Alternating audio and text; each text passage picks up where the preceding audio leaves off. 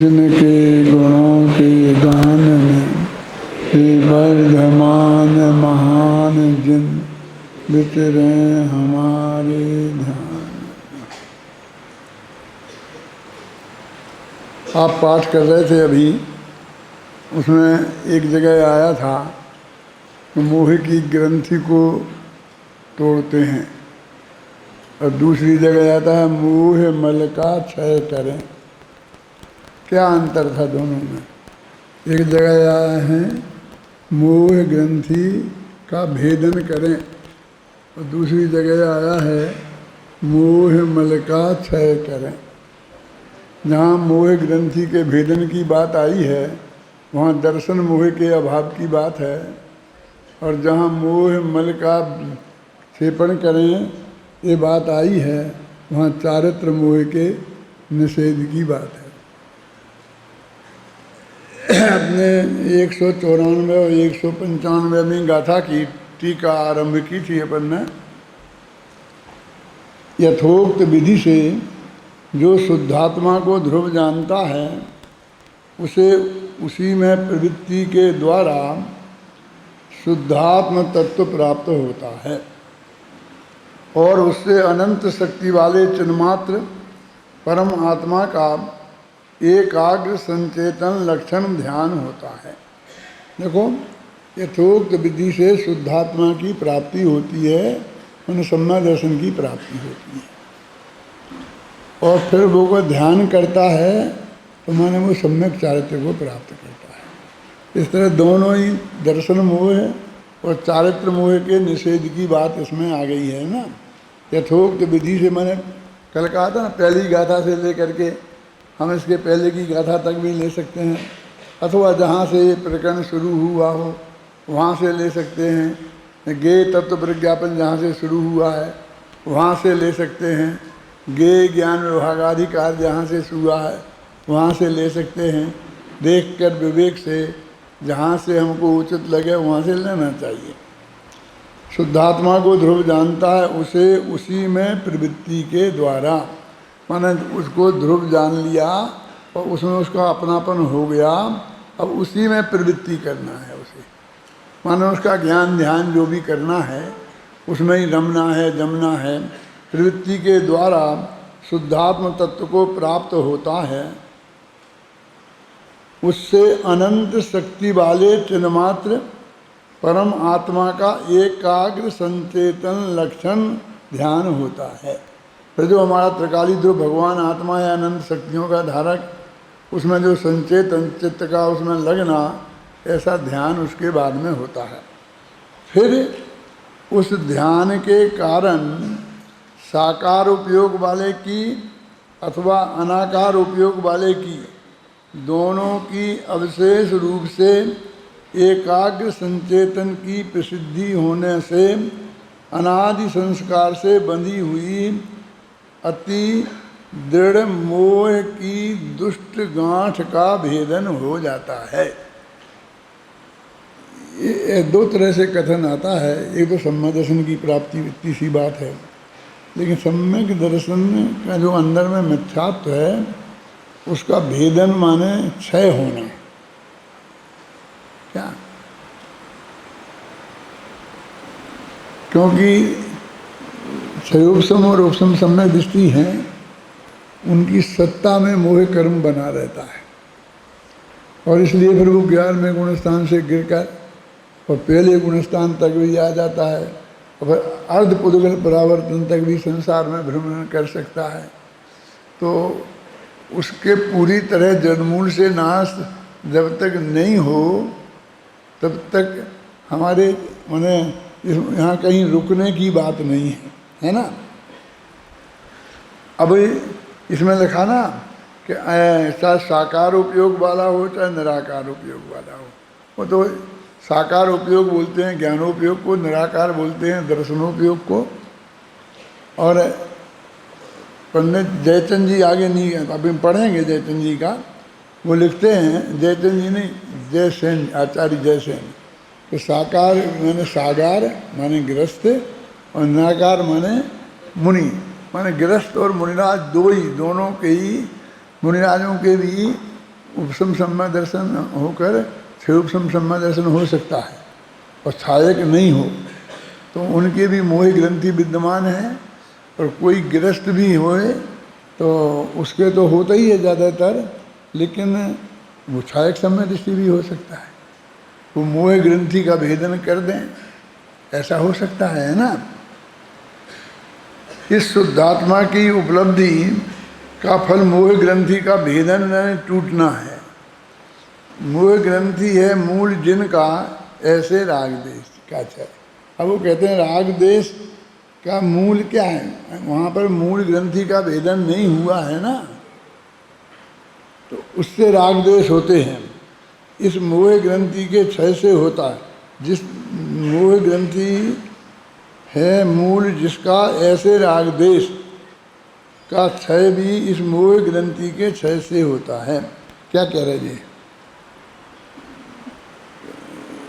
एक राग देश वो जिनके क्षयक सम्यक दृष्टि के और एक उपशम सम्यक दृष्टि के। राग देश वैसे अनंतानुबंधी का राग देश उनका भी उपशम तो गया है ना, लेकिन अंदर में सत्ता में मौजूद है। मोह ग्रंथि है मूल जिनका ऐसे राग देश माने मिथ्यात्व के साथ में होने वाले राग देश का क्षय भी इस मोह ग्रंथि के क्षय से होता है। माने अनंतानुबंधी भी उसके साथ ही चली जाएगी। राग देश के क्षय से परम मध्यस्थता जिसका लक्षण है।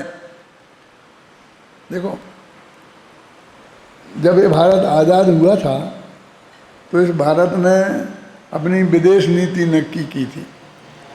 नेहरू जी ने उस विदेश नीति को बनाया था, तो उसमें ये दुनिया के सारे देश आपस में लड़ते हैं ना, जैसे मान रूस है और अमेरिका में निरंतर शीत युद्ध चला करता है और लोग, तो उसमें अपना क्या नीति रखेंगे। तो कोई हो जाता इस ग्रुप में, कोई हो जाता उस ग्रुप में। सारी दुनिया दो ग्रुपों में बट गई थी उस वक्त, बहुत ज़्यादा। बहुत से लोग रसिया के साथ हो गए थे और बहुत से लोग अमेरिका के साथ हो गए थे। तो उस समय उन्होंने कहा था कि हम किसी के साथ नहीं होंगे। तो वो जो नीति बनाई उसका नाम क्या रहा, नामकरण के संबंध में ये बहुत चर्चा चली थी उस वक्त। हम तो तुमसे भी छोटी उम्र के थे तब, सन 47 की बात है और 35 का हमारा जन्म है, तो 12 साल के होंगे। क्योंकि हम मध्यस्थ रहेंगे, तो नेहरू जी ने कहा नहीं हम मध्यस्थ नहीं रहेंगे, हम तटस्थ रहेंगे। तो फिर वैसे मध्यस्थ और तटस्थ में क्या अंतर है, इस पर बहुत बहस चली थी। हैं क्या ऐसे मामलों में हम तटस्थ रहेंगे, मध्यस्थ नहीं रहेंगे। मध्यस्थ रहने वाला यदि कमज़ोर हो, ताकतवर नहीं हो तो पिस जाता है। मध्य में रहेंगे तो दोनों दबाव डालते हैं, क्या दोनों अपनी अपनी तरफ खींचते हैं। हम किसी के मध्य में नहीं हैं, हम उनके कोई निर्णायक नहीं, हम उसमें कुछ नहीं है। हम अलग रहेंगे, तटस्थ किनारे पर रहेंगे, समझे ना। दोनों के मध्य में नहीं रहेंगे, हम तो किनारे पर रहेंगे, तटस्थ रहेंगे। यही शब्द यहाँ आया हुआ है, देखो ना क्या पढ़ा मैंने, कहाँ थे अपन। मोह ग्रंथि है मूल जिनका ऐसे राग देश का क्षय भी इस मोह ग्रंथि के क्षय से होता है। राग देश के क्षय से परम मध्यस्थता जिसका लक्षण है। मध्यस्थ शब्द का ही प्रयोग है, अब तटस्थ के अर्थ में लेना है ना, मैंने हमें उससे कोई लेना देना नहीं है। परम मध्यस्थता जिसका लक्षण है, कहाँ है ऊपर, मोह ग्रंथि क्षपणाद ही तन मूल राग देश क्षपणम तथा सम सुख दुख से परम मध्यस्थता मध्यस्थल लक्षणे सामान्य भवन, है ना। मध्यस्थ जिसका लक्षण है, ऐसी सुख दुख में समान बुद्धि रूप श्रवणपना प्रकट होती है। अब ये लिखा और उसके बाद श्रवणपना प्रकट होता है, इसका मतलब वहाँ पर सम्मा दर्शन की ही बात थी। अब सामने मुनि भी बैठे होंगे, अब वो मुनियों का जब समूह होता है तो उसमें भावलिंगी, द्रव्यलिंगी सभी तरह के होते हैं, पुलाक, बसुर, सुकुशील, इसगंध सब होते हैं। मेरे कहने का मतलब इसलिए जिनकी वो मोह ग्रंथि नाश नहीं हुई हो ऐसे क्षयोपम सम्य दृष्टि भी हो सकते हैं और मिथ्या दृष्टि भी हो सकते हैं। मुनिपना धारण कर लिया है। अब आचार्य महाराज को उस वक्त ख्याल में नहीं आया, समझ लो कि ये सम्य दर्शन है कि नहीं है, अथवा बाद में था तो क्षयोपम था तो छूट गया, तो उसे एकदम एक दो पकड़ करके प्रूफ करना बहुत कठिन काम है। हमारा भगवान आचार्य महाराज ये सारा अपना आत्मा ध्यान छोड़कर उसमें लग जाएंगे क्या? उनके ख्याल में भी आ जाए तो सिद्ध करना बहुत कठिन है, क्योंकि जिस पर आरोप लगाया जाएगा वो भले ही शिष्य हो लेकिन वो जान ठोक के भी खड़ा हो सकता है कि कैसे कहते हो आप, नहीं मैं सम्य दृष्टि हूँ, आप मिथ्या दृष्टि होंगे। समझ में आया ना? तो उस झगड़े में नहीं पड़ेंगे। टोडरमल जी ने तो यहाँ तक लिखा है कि वो उसको ऐसा स्पष्ट नहीं बोलेंगे, अपने प्रवचनों में उसके माध्यम से सामूहिक रूप से जो दोष उसमें दिखाई देता है, वो दोष जिनमें होते हैं वो कैसे होते हैं, उनकी क्या दुर्गति होती है, उसका वर्णन करेंगे, जैसे अष्टपहर में किया है। ख्याल में है ना? वो डायरेक्ट कहकर किसी से फिर वही झगड़ा मोल लेना हो जाता है ना। फिर प्रूफ सिद्ध करो, किया था नहीं किया था, क्या किया था, क्या हुआ था। ऐसी सुख दुख में समान बुद्धि रूप श्रवणता प्रकट होती है, उससे अनाकुलता लक्षण अक्षय सुख की प्राप्ति होती है। इस प्रकार मोह ग्रंथि के भेदन से अक्षय सुख रूप फल की प्राप्ति होती है, माने मोक्ष सुख की प्राप्ति होती है, माने अनंत सिद्ध दशा प्रकट होती है। पूरी उन्होंने ये बात बताई। देखो एक शब्द पर मैं आपका ध्यान दिलाना चाहता हूँ, सुख दुख में समान बुद्धि रूप श्रमणता, है ना? अभी सुख दुख संसार के जो हैं अनुकूलता प्रतिकूलता तो हर एक को हो ही सकती है, जैसे कि सर्दी गर्मी। अब शरीर ऐसा नहीं है मजबूत, तो ज़रा सर्दी होती है तो वो वर्तमान का कष्ट भले ही अपन भोग लें लेकिन उससे फिर वो बीमार हो जाता है। मैं आपको ये बात बता रहा हूँ भुक्त भोगी की तरह। जब मैं बहुत छोटी उम्र का ही था, 10-12 वर्ष का था, तब मैं बहुत क्रियाकांडी था। जब वो कोई भी मुनि महाराज, कोई मुनि महाराजों का तो संपर्क ज़्यादा हुआ नहीं था, कहीं से भी ऐसा उपदेश मिलता था तो मैं उसे फटाफट धारण कर लेता था। रात्रि पानी छोड़ दो तो छोड़ दिया, ये कर लिया, ये कर लिया। और उस वक्त मेरा थिंकिंग ऐसा चलता था, क्या होगा, मर तो जाएंगे नहीं, थोड़ी तकलीफ ही होगी, भोग लेंगे। तो ऐसे बहुत दिन तक ऐसा हुआ कि बहुत जोर की प्यास लगी तो गले में गीली पट्टी बांध के रात निकाली, लेकिन वो पानी नहीं पिया, क्योंकि वो भी पक्का था कि जो प्रतिज्ञा ले ली उसे टूटनी नहीं चाहिए किसी कीमत पर। लेकिन उससे फिर क्या हुआ कि वो अकेली वर्तमान तकलीफ की बात नहीं है, फिर कई बीमारियां लग जाती हैं। जैसे आपने पानी नहीं पिया तो एसिडिटी बढ़ जाएगी, कब्जियत हो जाएगी तो पाइल्स हो जाएंगे, और बहुत तकलीफ़ें ऐसी बढ़ जाती हैं कि फिर उसका धर्म का साधना ही बहुत कठिन हो जाता है ना? तो मैंने उस वक्त ये अनुभव किया कि अकेली बात इतनी नहीं है कि कोई तकलीफ होगी तो हम भोग लेंगे। सिर्फ उतनी बात नहीं है कि उसी वक्त तकलीफ होगी, उससे कोई बीमारी लग सकती है और आपकी लाइफ ही डिस्टर्ब हो सकती है। समझ में आया ना? ये मुझे कहने का भी भाव इसलिए आता है कि तुम में से भी कुछ लड़के ऐसे हो सकते हैं मेरे जैसे, उन पर दया करके मैं ये बात उन्हें बता रहा हूँ। होते हैं कुछ क्रियाकांडी अपने यहाँ, कुछ लोग भी ऐसे होते हैं, ऐसी प्रेरणा देने वाले। मानो उसमें विवेक नहीं होता है। सवाल तत्काल के कष्ट भोगने का नहीं है, ख्याल है। आपकी डाइट बैलेंस नहीं रहेगी,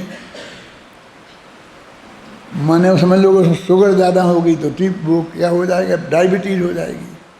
शुगर कम हो गई तो दूसरी कोई बीमारी हो जाती है। आप समझ गए ना।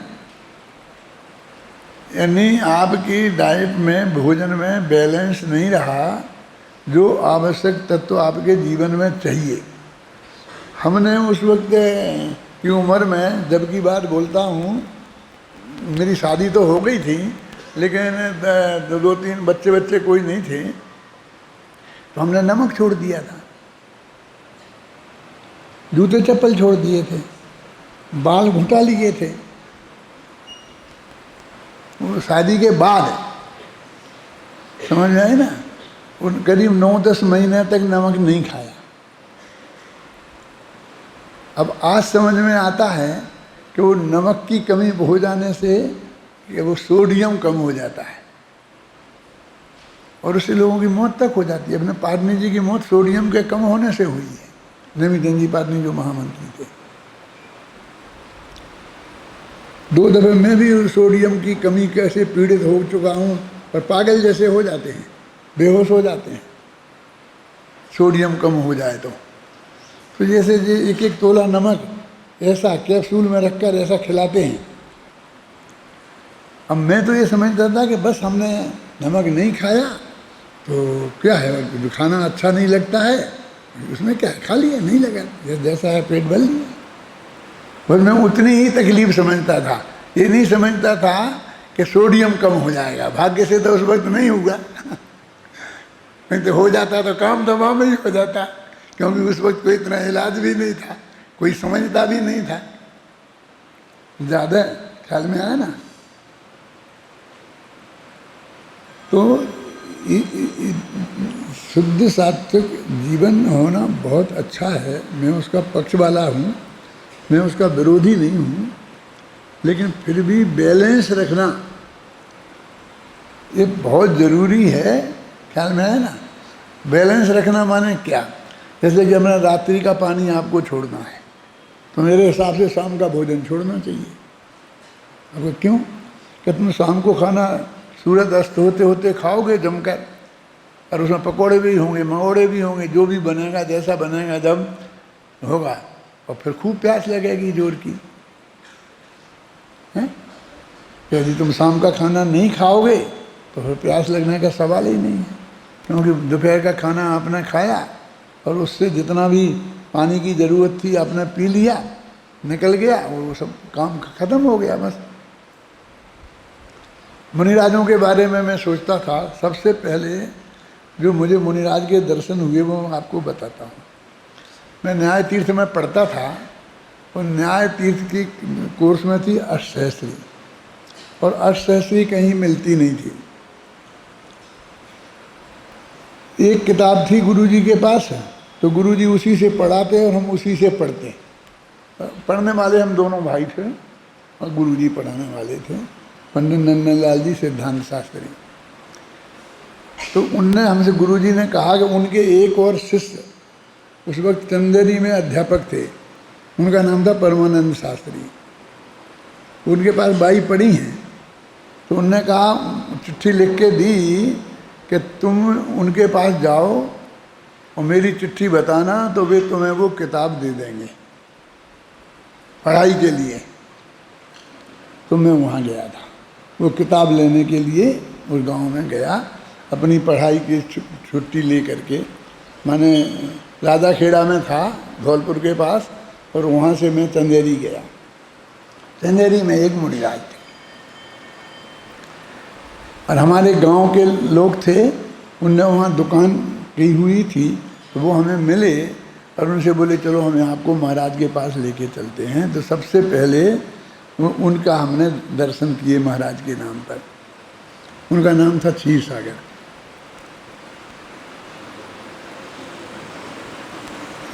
रात के करीब 8 बजे हम गए थे, तो सर्दियों के दिन थे, तो वो घास होती है, प्यार प्यार बोलते हैं अपने यहाँ, वो कोदों की जो घास होती है वो प्यार कहलाता है, और उसमें अच्छी गर्मी होती है, तो उसमें गरीब लोग ज़्यादातर उसी से भरोसे अपनी सर्दी काटते हैं।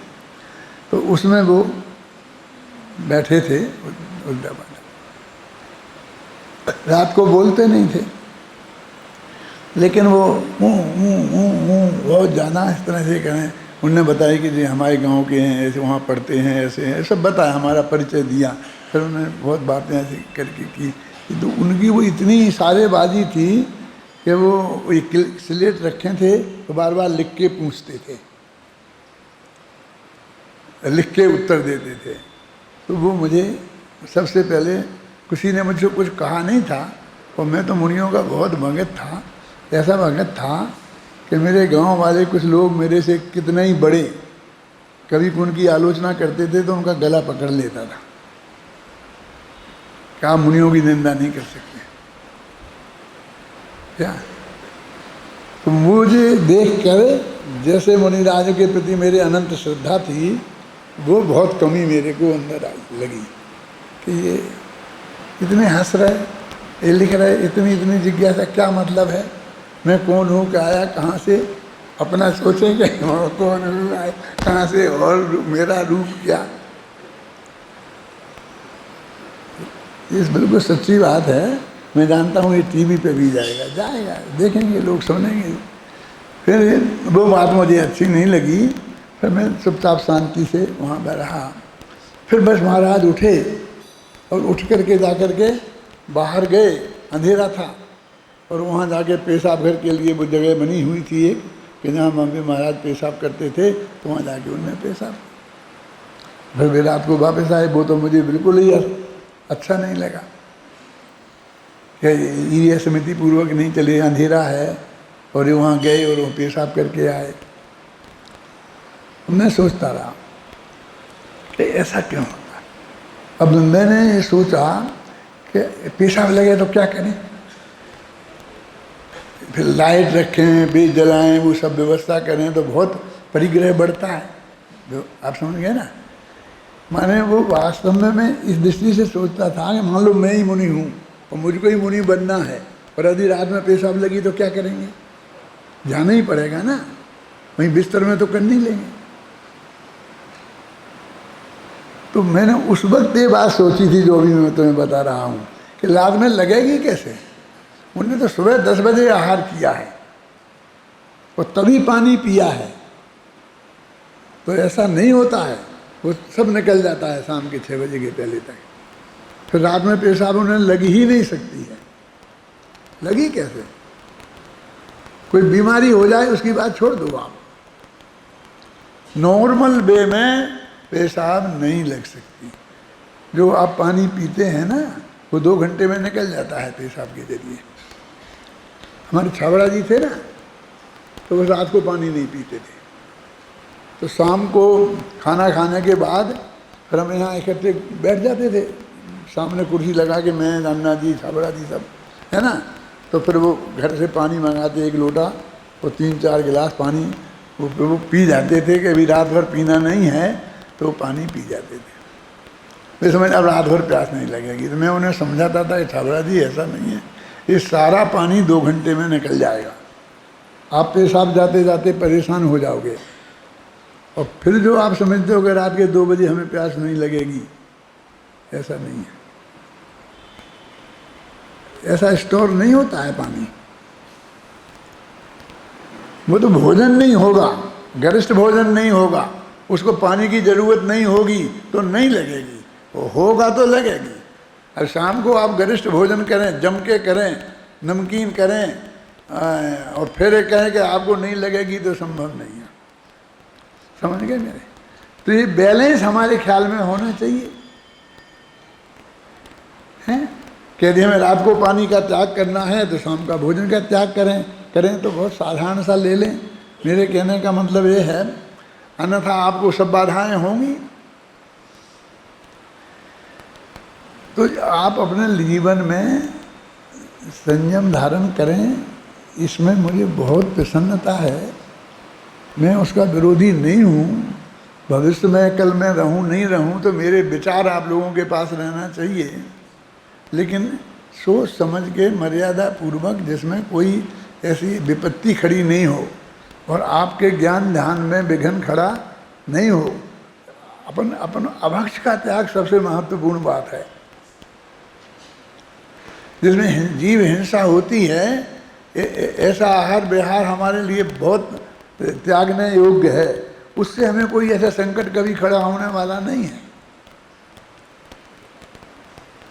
ख्याल में आए ना? जो अहिंसक चीजें जिनमें किंदीमों की हिंसा नहीं है, ऐसे पदार्थ बहुत है खाने के लायक, और जो शुद्ध सात्विक हैं। ख्याल में आए ना?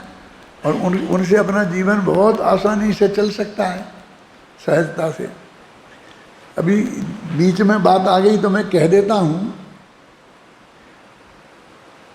जब मैं बालवोद पाठमालाएं लिख रहा था तो उसमें अभक्ष वाला पाठ लिखा, और अभक्ष वाला पाठ लिखा तो सोनगढ़ में जाके गुरुदेव के सामने पढ़ता था, तो उसमें 5 प्रकार के अभक्ष बताए थे। अभी भी आपकी बालवोद पाठमाला में आपने देखे होंगे। कौन सा? एक त्रिशघात, बहुघात, अनुपसेव्य। तो उसमें रामजी भाई बोले कि ये जो लिखा आपने अनिष्ट, ये अभक्ष नहीं हो सकता। जैसे मैंने कहा आपको अमरूद है, उससे एलर्जी हो जाती है, तो आप खाएंगे तो वो अनिष्ट है, और मुझे नहीं होती है तो शुद्ध फल है, खा सकता हूँ मैं। नमक है, सब मुनिराज भी खाते हैं, लेकिन यदि आपको नमक खाने से कोई तकलीफ हो जाती है, आप डायबिटीज के बीमार हैं और डॉक्टर ने मना किया है, मतलब ब्लड प्रेशर आपको ज़्यादा होता है तो आपको डॉक्टर मना करता है, तो आपके लिए वो अनिष्ट है, अभक्त है। ऐसा कैसे हो सकता है? तुम्हारे लिए भक्त, तुम खा सकते हो, मैं नहीं खा सकता हूँ। बहस करी उनने बहुत ज़्यादा, और बहस करके गुरुदेव मध्यस्थ रहे, और मैं कहता रहा, वो बहुमती से फैल हो गया और मेरे वो काट दिया। 4 अभक्ष रह गए। ये मैं बता रहा हूँ, ये चीज़ें आपको काम आएंगी। लोग कहते कभी कभी मुझसे नाराज होते हैं कि आप क्यों बताते हो। कहाँ के लिए रख ले जाऊँ, किसके लिए रख ले जाऊँ, किसके लिए छोड़ जाऊँ? ये मेरे 1000 विद्यार्थी हैं, इनके लिए नहीं बताऊँ? पहली दफ़े जो छपी थी वो किताब आपकी लाइब्रेरी में अभी रखी होगी, क्योंकि मैंने पहले दफ़े सब रखवा दी थी, यदि वो डिस्टर्ब नहीं हुई तो। उसमें देखना 4 अभक्ष हैं। अब जो सब किताब में विद्वानों को भेजता था, तो पन्नालाल जी साहित्याचार्य के पास पहुंची तो उनका पत्र मेरे पास आ गया कि आपने 5 के 4 कर दिए, ये आपने छोड़ दिया, और अनिष्ट अभक्ष। और उन्होंने बड़ा जोरदार मेरे विरोध में पत्र लिखा, मुझको ही लिखा, समाज में नहीं लिखा, लेख वेख नहीं लिखा। तो सब विद्वानों से मेरे संबंध बहुत अच्छे रहते थे, तो जो उन्हें कहना होता था मेरे से ही कहते थे। अभी तो मेरे पिताजी की उम्र के थे, मुझे डांट भी सकते थे। तो वो पत्र लेके फिर मैं सोनगढ़ गया, जब द्वारा गया तो मैंने वो पढ़ा। मैंने कहा देखो ये बात है, अब क्या करना बोलो। शास्त्र में है और मेरे हिसाब से वो सही है, क्योंकि अनिष्ट जो हमारे स्वास्थ्य के लिए खतरनाक हो, वो चीज़ ध्यान से सुनना, तीव्र राग के बिना नहीं खाई जा सकती है। मेरे एक रिश्तेदार थे, बहनोई लगते थे, मेरी बुआ की लड़की उन्हें दी थी, बहुत त्यागी, मतलब क्रियाकांडी, लेकिन उन्हें अमरूद बहुत अच्छा लगता था, और अमरूद खाते थे तो उन्हें सारा शरीर फूल जाता था। 10-5 दिन के लिए गए, वो ऐसी हालत हो जाती थी, लेकिन उन्हें चैन नहीं पड़ती थी। साल में एक दफ़े जो होगा तो हो जाएगा, मरना तो एक दिन है ही, और 10-15 दिन तक उसे भोगते थे। ऐसी भी दृष्टि वाले लोग होते हैं, मैं ये कह रहा हूँ। तो वो अनिष्ट का जो अभक्ष है, वो अभी मैं कई लोगों से कहता हूँ, समझे ना, कि डॉक्टर ने ये चीज़ मना की है, वो तुम्हारे लिए अभक्ष हो गई। यानी थोड़ी सी खा लेने में क्या नुकसान, लेकिन क्यों खा लेना? क्या उसके बिना चलता नहीं है? क्यों? मेरा मतलब समझ गया ना? उसके बिना हम मर जाएंगे क्या? हैं? यदि वो हमारे लिए अभक्ष है तो अभक्ष है। मेरा मतलब समझ गए ना, इसमें समझौता नहीं करना। लेकिन अनावश्यक जो है ही नहीं। आप जानते हैं उपवास मुनियों को भी अनिवार्य नहीं है। क्यों? आप जानते हैं चारित्र दो प्रकार का होता है, एक संयम और एक तप। संयम उसे बोलते हैं जो मुनियों को अनिवार्य होता है, तप उसे बोलते हैं जो ऑप्शनल होता है, और उपवास तप है। तो मुनियों को ऑप्शनल है, और तुम्हारे कुछ नहीं है। धर्म नाम का नाम नहीं जानते हो, कुछ नहीं है। वो 10 दिन के उपवास ठोक दिए, और हमारी समाज जाके तुम्हें रामलीला मैदान में सम्मान करेगी, तुम्हारा क्या करें, और हमें बुलाएगी और हमारे हाथ से कराएगी, हम क्या करेंगे? हैं? आप मेरा समझे ना, शास्त्र के आधार से बता रहा हूं मैं आपको। यदि तुम पहले उसके तप कर रहे, तप कर रहे, तप कर रहे, तप तो मुनिराजों के होता है। ज्ञान ध्यान तपो रखता तपस्वी सा प्रशस्यते। तुम्हारी तप होता ही नहीं गृहस्थों के, और तुम्हें तो कालाक्षर भैंस बराबर है, और कुछ समझते भी नहीं हो, और 12 मासी कोई प्रवृत्ति नहीं हो, दिन भर ताश खेलते रहे, ऐसे तो तुमने दिन काटे हैं उपवास के। वो उपवास, लेकिन उस आप ये हम बोल नहीं सकते, और चाहिए बोले समाज, सारी समाज। क्यों भाई, सच्ची बात है ना। क्यों? उसे समझने दो ना बेचारों को। ये जो मुफ्त में ही भूखों मर रहे हैं, उन्हें समझने दो ना सच्ची बात। यदि इसके विरुद्ध कोई सच्चाई हो तो आप बताओ, बोलो डॉक्टर वकील साहब क्या है, लेकिन नहीं कह सकते हैं। बोलो मैं कितनी भी कोशिश करूं, और मैं राजस्थान सभा को रोक सकता हूं कि वो सम्मान नहीं करें उनकी? नहीं रोक सकता। उपवास वालों का तो सम्मान होना ही चाहिए। तपस्वी है ना, 10 दिन के उपवास किए हैं। एक आदमी तो ऐसा बोला कि वो तो 6 महीने के भी कर सकते हैं, लेकिन इसलिए नहीं किए कि आदिनाथ का अपमान हो जाएगा मुझे ज़्यादा। हाँ, ऐसा ऐसे बोला है। श्वेतांबर थे, दिगंबर नहीं थे, ख्याल में है ना। अरे भाई, वस्तु का स्वरूप क्या है, संयम कैसे होता है, सदाचार कैसे होता है, ये आप समझे ना। मैं सत्य बात बताता हूँ तो मुझे संयम का विरोधी घोषित कर देते हैं। ऐसा नहीं है।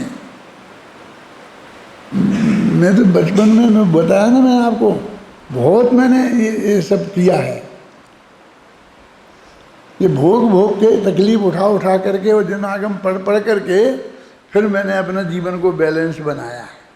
समझ गए ना आप? है ना, हैं? ऐसा नहीं है कि मैं उसका पक्ष का नहीं हूँ। और अभी मैं इसलिए ज़्यादा ऐसे लोगों को प्रोत्साहित नहीं करता हूँ कि जो तुमको चढ़ता बेटा सूली पे और भला करे भगवान, है ना। अभी मैं जानता हूँ आप लोग भी बहुत भावुक हैं, क्योंकि मैं खुद था ना। एक दफ़े प्रेम से युक्ति से समझाऊँ तो मैं समझ अब भी हाल आपसे 25 प्रतिज्ञाएं लगा सकता हूँ मैं, हैं? कोई भी प्रतिज्ञा वाले हैं आ जाएं और फटाफट 10-5 लोग ले लेंगे और फिर मेरे जैसे भोगेंगे और फिर अनुभव करके जो भी करेंगे लास्ट में क्या होगा मैं मुझे नहीं पता, लेकिन मैंने जो किया है वो मैं आपको अनुभव मैंने आपको बताया है। ख्याल में है ना। ये धर्म का तो ये स्वरूप है। देखो, मोह ग्रंथि है मूल जिनका, ऐसे राग देश का क्षय भी मोह ग्रंथि के क्षय से होता है। देखो, मोह ग्रंथि मन वो मिथ्या तो अंदर से क्षय हो जाएगा तो राग देश का नाश होगा।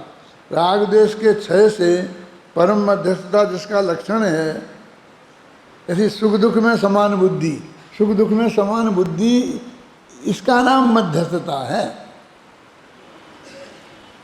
फिर 2 आदमियों के बीच में मध्यस्थ हो जाना और समझौता कराना वो नहीं।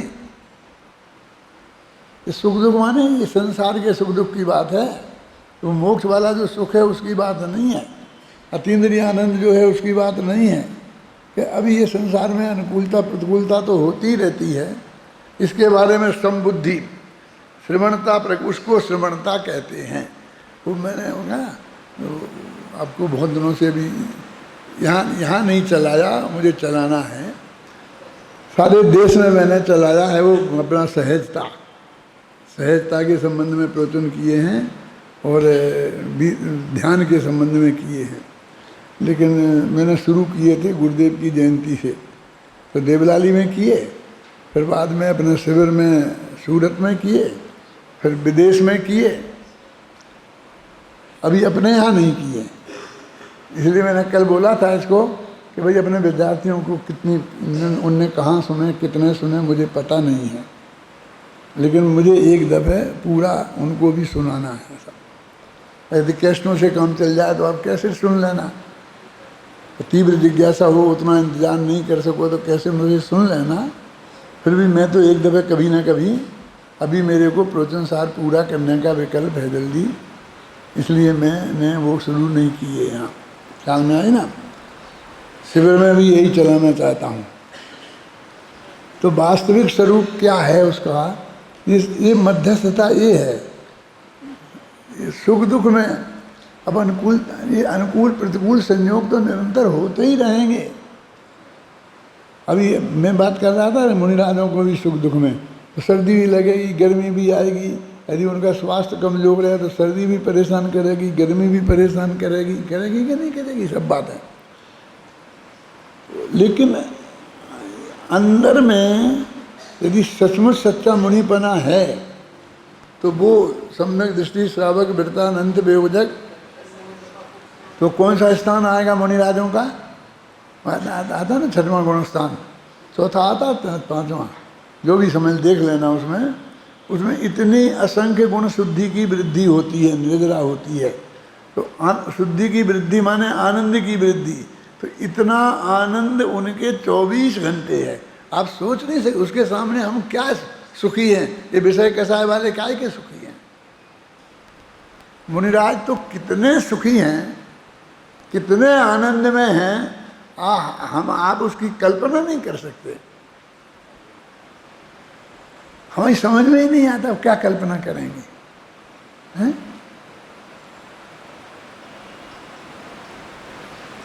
लेकिन होके तो देखो, अरे होंगे तब इतना अति आनंद बरसेगा, तुम्हारे कहने से चैलेंज धारण करके थोड़ी होंगे। हम इतने होंगे तो इतने आनंद के लोभ में होंगे, समझ लो। हमें वो आनंद चाहिए, इसलिए हम मुनिराज होंगे। और हम वो दिन कब पाऊँ जब घर को छोड़ बन जाऊँ, ऐसी भावना वाले हैं। लेकिन ऐसे थोड़ी होंगे कि वो आनंद नहीं है। मैं राजा शरणक के बारे में कहता हूँ, राजा शरणक नरक में हैं अभी। तो राजा शरणक कहो चाहे उसे नारकी कहो, 84,000 की वर्ष की आयु वाला पहले नरक का नारकी तुमसे ज़्यादा सुखी है कि दुखी, सोचो। बोलो भगी क्या नाम है, तो दुखी है कि सुखी। अब उसके असंख्य गुणी निर्जरा हो रही है, सम्यक दृष्टि के होती ना, तो पहला बोल स्थान है ना, सहायक सम्यक दृष्टि है, तो कितने सुखी हैं। और हमें कहाँ है, हमें सम्यक दर्शन नहीं है तो हमने तो स्वाद भी नहीं चखा उसका। अब नरक की गर्मी, गरम की सर्दी, डंडे पड़ते होंगे, कोई उन्हें छोड़ थोड़ी लेता होगा, कोई कृपा दया थोड़ी करता उन पर कोई वहाँ पर, हैं? लेकिन हमारी समझ में वो सुख समझ में आता ही नहीं है, हैं? मुनिराज का वो सुख हमारी समझ में आता ही नहीं है। मैंने जो श्रवण शतक लिखा है उसमें इस आधार पर ही लिखा है कि साहब उन्हें बहुत श्रम, बहुत तकलीफ, ये काहे की तकलीफ, अरे वे तो अनंत सुखी हैं, ये तो आनंद ही आनंद है, उन्हें काहे का श्रम है, कहने नहीं साहब 20-20 किलोमीटर चलना पड़ता है दिन में नंगे पैर, गर्मियों में आपको मालूम नहीं कितनी तकलीफ है। लेकिन मैं कहता हूँ कहाँ जाना है, काहे की जल्दी है, उन्हें ससुराल जाना है क्या, नहीं चले 20 किलोमीटर, 4 चले। नहीं, उस तारीख को तो वहाँ पहुँच। महाराज किसी से नहीं बनते, कोई भी तारीख में कहीं उन्हें पहुँचना है ऐसा नहीं होता। कोई जल्दी नहीं है, कोई आकुलता नहीं है, किसी से कुछ बनते नहीं है। शास्त्रों में आपने पढ़ा है, मुनिराज के दर्शन करने गए राजा, प्रवचन सुनने गए, ऐसा नहीं आता है, क्योंकि प्रवचन का समय नक्की होता ही नहीं है। महाराज बोले तो बोले और नहीं बोले तो नहीं बोले। मुनिराज का प्रवचन कैसे मिलता है सुनने को मालूम? वो भगवान महावीर का था ना, 66 दिन तक नहीं आया था और रोजीना लोग जमे रहे थे। इतनी तीव्र रुचि हो तो मिलता है। ऐसे मुनिराज के पास रोजाना जाए, 6-6 घंटे बैठे, जितने ही उसके पास समय शक्ति हो, और उस वक्त उनको कोई मन में विकल्प आ जाए, किसी के भी निमित्त से समझ लो, और वे 2-4 शब्द बोल देवें, 10-20 वाक्य बोल देवें, तो वह सुनने को मिल जाए, नहीं तो नहीं मिला। तो समझ में आया? तो मुनियों के स्वरूप में तो ऐसा है। काहे की जल्दी है, काहे की आकुलता है? कहाँ की जल्दी है?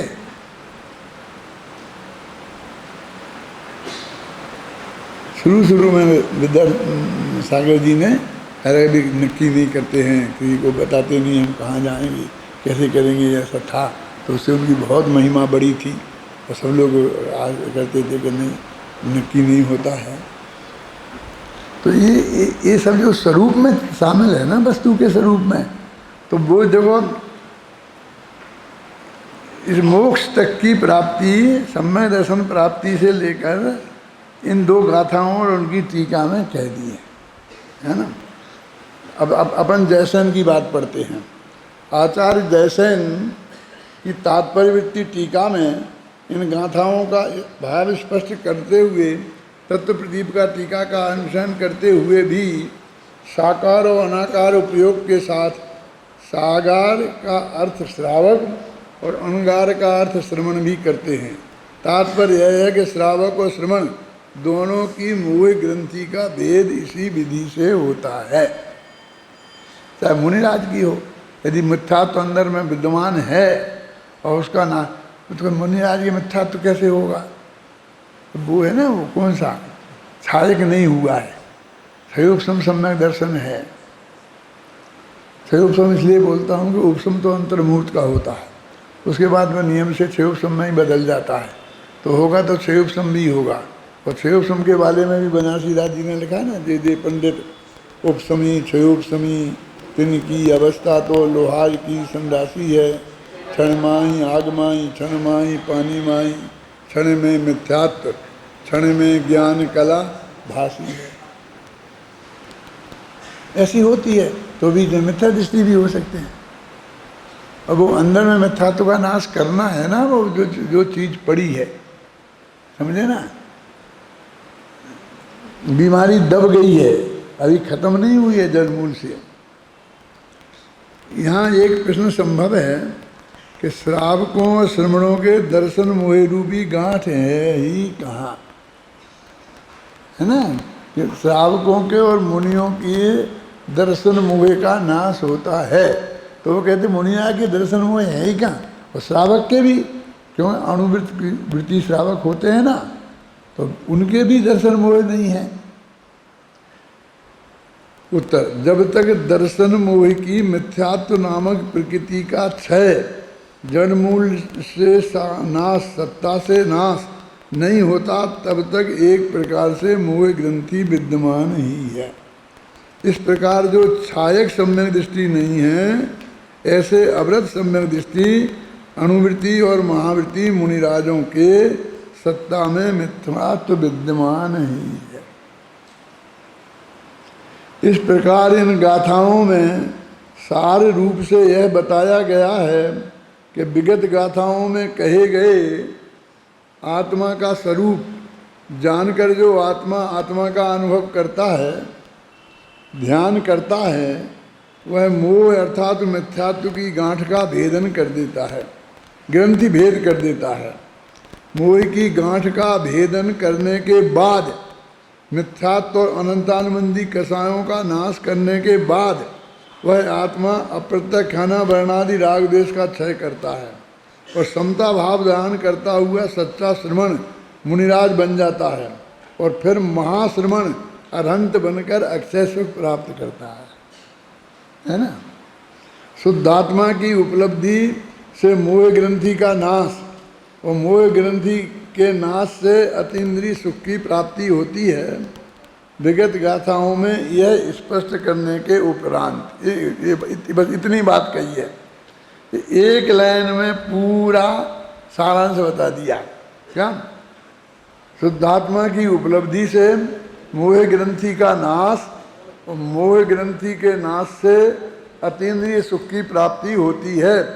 विगत गाथाओं में यह स्पष्ट करने के उपरांत अब इस गाथा में यह बताते हैं कि आत्मा का ध्यान अशुद्धता का कारण नहीं होता। अब ऐसा अटपटा लगती है ये बात। अमृतचंद्राचार्य की ये बात दर्शनाचार्य को पसंद नहीं आई थी, इन्हें से पॉजिटिव करते। तो ये कहना चाहते हैं कि अशुद्धता का कारण नहीं होती है, माने उनके शुद्धता ही प्रकट होती है। बस इतनी सी बात है। नेगेटिव में उसे कहा आत्मा का ध्यान अशुद्धता का कारण नहीं होता। अरे कौन मानता होगा कि आत्मा का ध्यान अशुद्धता का कारण होता है? तो न्याय की भाषा में बोलते हैं ना, किसी भी तरीके से, है ना। माने जब आत्मा का ध्यान करते हैं, अब ध्यान के बारे में अपन ने कितना लिखा ना, वो सब समझ लेना। अब चौथे गुण स्थान से लेकर और वहाँ तक सब जो भी कर्म का अभाव होता है वो ध्यान से ही होता है। जैसे सुनना, ध्यान को शुद्ध उपयोग कहा क्या नहीं कहा? उपयोग दो प्रकार का होता है, एक शुद्ध उपयोग और एक अशुद्ध उपयोग। और अशुद्ध उपयोग के दो भेद हैं, शुभोपयोग और अशुभोपयोग। तो अशुद्धोपयोग है बंध का कारण और शुद्धोपयोग है मोक्ष का कारण। माने कर्म बंधने का कारण है अशुद्धोपयोग, माने शुभ और अशुभ भाव। और कर्म के नष्ट होने का संबंध निद्रा मोक्ष होने का कारण है शुद्धोपयोग। तो ध्यान शुद्धोपयोग हो गया। शुद्धोपयोग के अलावा तो नहीं होता ना कर्म का नाश, अभाव। तो ध्यान के अलावा से भी के बिना भी नहीं होगा। अभी आप कहोगे कि फिर जब ध्यान में नहीं है मुनिराज जो भी हैं, तो फिर उनके कर्म का अभाव नहीं होता होगा संबंध निद्रा। तो तीन कसाय के अभाव रूप जो शुद्धि है, शुद्ध परिणति है, तो शुद्धोपयोग के साथ शुद्ध परिणति भी शामिल करना।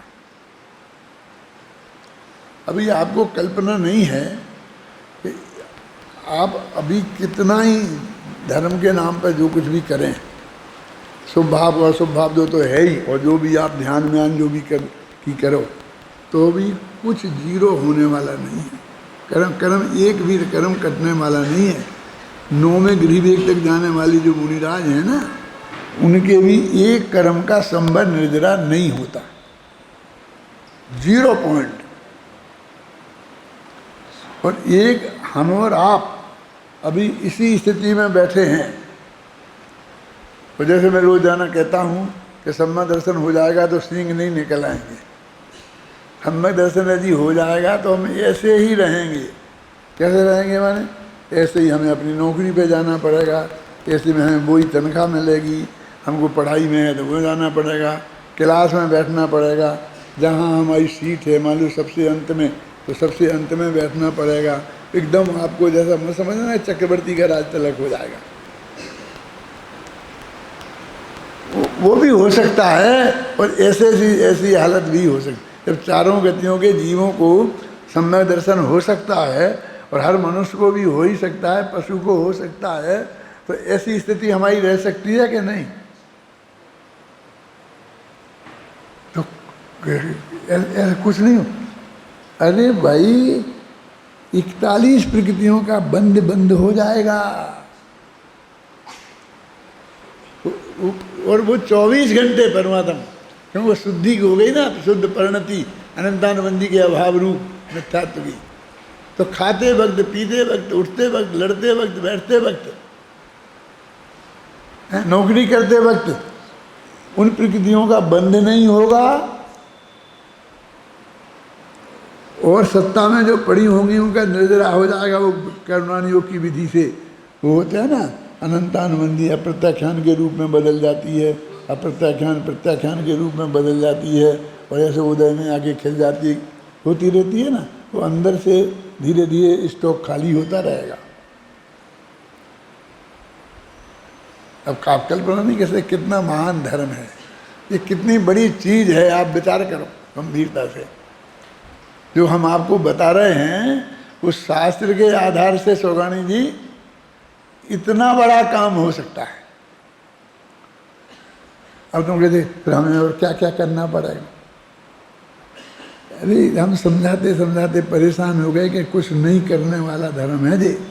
एक तुम करने वाला की भाषा में पूछते हो कि हमें क्या करना पड़ेगा।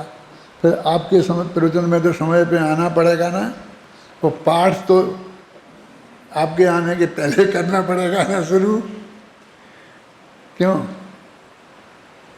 आज जो आपको 2 दफ़े पाठ करवाया ना, तो दूसरी दफ़े वो दंड था। समझ में आया ना क्या था? महाराष्ट्र की कहें तो शिक्षा थी। ऐसा नहीं कि हमें डबल लाभ मिला, कल से डबल लाभ मत लेना। मैं वहाँ से पूजन भी सुनता हूँ, तो मैं कहते पूजन तो खत्म नहीं हुई, ये पहुँचेंगे कैसे? मुझे पहले ही शक हो जाता है। अभी बीच में नाश्ता वास्ता करने जाएंगे, चाय वाय पीने जाएंगे, वहीं से मेरी समझ में आता है। मैं वो पूजा भी सुनता हूँ। ये सुबह 5 बजे से जो गुरुदेव का टेप होता है तब वो उसके पहले ही जग जाता हूँ मैं, उसके पहले ही निपट जाता हूँ लेटन मेटन से, और मैं वो सुनता हूँ। फिर तुम्हारी पूजन होती है तो पूजन सुनता हूँ। फिर तुम्हारा यहाँ पाठ भी हो जाए तो मैं समझना कि मैं सुन नहीं रहा। धोती पहनता हूँ सुनता रहता हूँ, कुर्ता पहनता हूँ सुनता रहता हूँ। वहाँ से यहाँ तक आता हूँ ना तो अंत तक कान लगा के सुनता रहता हूँ, और यहाँ आते ही 1 मिनट का गैप पड़ता होगा तो पड़ता होगा। तो मैं जो करता हूँ वो तुम्हें करने को बोल रहा हूँ, कोई ऐसी कोई बड़ी बात नहीं कर रहा हूँ। और मैं दिन भर पढ़ता हूँ, ये तुमको जो सुनाता हूँ ना,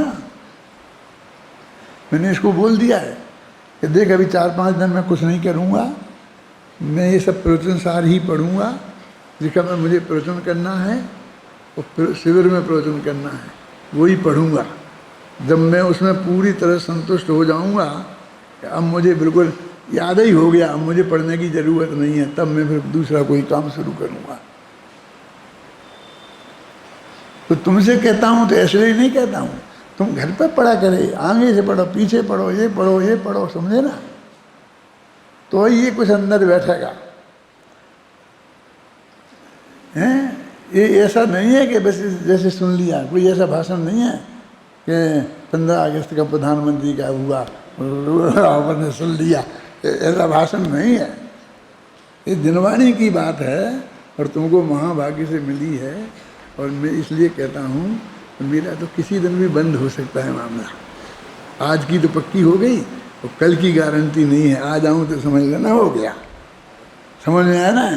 इसलिए वो एक लड़के ने बोला था, मुझे पंक्तियाँ बहुत याद आएंगी। क्या? बरसें तो नहा लेना,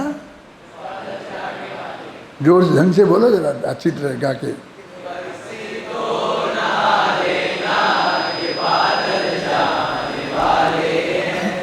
समझे ना? तो बरसें तो नहा लेना, समझे ना? इसलिए मैं ये कहता हूँ, तुमसे कहता हूँ, बहुत वात्सल्य भाव से कहता हूँ, करुणा भाव से कहता हूँ, प्रेम भाव से कहता हूँ, कोई देश की वजह से नहीं कहता हूँ।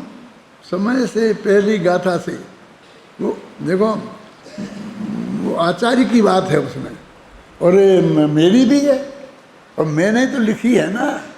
और मैं तो, मुझे बहुत आनंद आता है, मैं सुनता हूँ तो मुझे कंटाला नहीं छूटता है कि एक दफ़े सुन लिया था, ये सुन लिया था। क्या इसमें अभी तुम्हें आ गए इस क्षेत्र में, तो इसमें आनंद आना चाहिए, कंटाला नहीं। जनवाणी का जहाँ भी सुनने को मिले आनंद आनंद आनंद, समझ में आई ना?